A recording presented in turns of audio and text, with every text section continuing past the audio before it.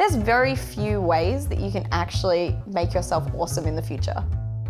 For me, super is really important. This is terrible, but I think, how do I want to die? I don't want to be poor. I want to be like badass rich. I'm Laura Higgins from ASIC, and we're here today with Sarah Moran. Thanks for joining us. Thank you. And we're here to talk about money, get women talking about money, and we're really keen to hear kind of your money story. So when did you kind of realize money was a thing? Well, interestingly, I grew up thinking that I was rich. I came from a regional area and it had a high unemployment rate, so comparatively to the people around me, I was really well off. And then when I went to university, I ate tin spaghetti for 6 weeks in a row because I couldn't afford to live. I was just like, oh, I don't know how money works.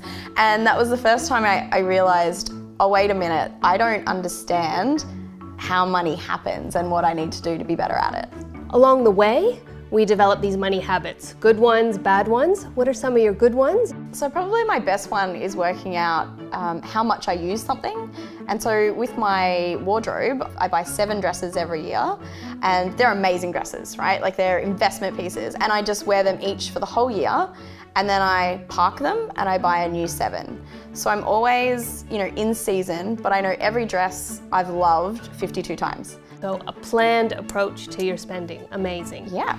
So tell us a bit about your best financial decision and your worst one. So I think the best financial decisions I make are for my company, because I know, I have mouths to feed. I have a business to run. The worst decisions that I make are always personal. So, of course, I bought a house full of furniture on one of those lovely pay it later cards, which is great. I paid it off. I did. But then I thought, maybe in a case of emergency, I'll need that card instead of cutting it up. Yes. And so when I started my business, I did need that card. And so I'm still paying it off. And it's not an uncomfortable financial decision, but it is a stupid one. There were other ways I could have paid for that, but that was just sitting there in my drawer. And so of course it was the easiest at the time. And so now I'm paying a hell of a lot of interest. So around your best financial decisions, how do you get there? Like you talk about that responsibility and understanding the magnitude of those decisions, but what are there steps that you follow to make sure you're confident that's a good financial decision? Well, I always seek external advice if it's something I don't know yet. And I'm happy to pay for that advice, and that has paid back so much to me. So, getting a good accountant who can talk to me about the things I don't understand. I've had accountants in the past who have said, oh, I'll just make that problem go away for you. I'm like, no, but I don't understand the problem. And I need to if I'm going to be making informed decisions. That is really important, that the information you get is with someone that you can trust, but someone that can communicate and bring you along, not take that power away from you. Exactly. I feel like it's a learning experience and it's a muscle, right? Like that muscle, I feel it growing and I'm more confident, and I also can predict future decisions based off the information that I've learned from past. On average, women are retiring with less than half the super of men, and they're less likely to know their super balance and just be engaged with their superannuation in general. What is your relationship with your super? There's very few ways that you can actually make yourself awesome in the future. Like any millennial, I had lots of jobs, so I used to have lots of super accounts. If we could time travel, it would be to go to the ATO website and consolidate those super funds. Knowing the power of them together is really important.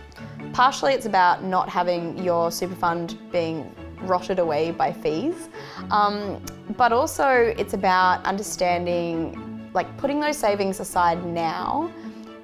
The fact you can't touch them is amazing. If you're a terrible saver, too bad. Super's gonna save for you, and that's something to be really excited about. Being that I'm a big picture, long-term, lofty thinker, I think, this is terrible, but I think, how do I wanna die? And I think I don't wanna be poor. I want to be like badass rich. So for me, super is really important. And it's probably knowing those statistics that has really motivated me to get my act together, because I don't want to be in that statistic. So what advice would you give your younger self about money? Well, it's funny how even from my first job, the piece of advice was how much of your paycheck should you put aside. And the paycheck was so tiny that I thought it would have no impact. Even though at school I was learning about compound interest and all of those things, I just thought, oh yeah, but I'll get around to that.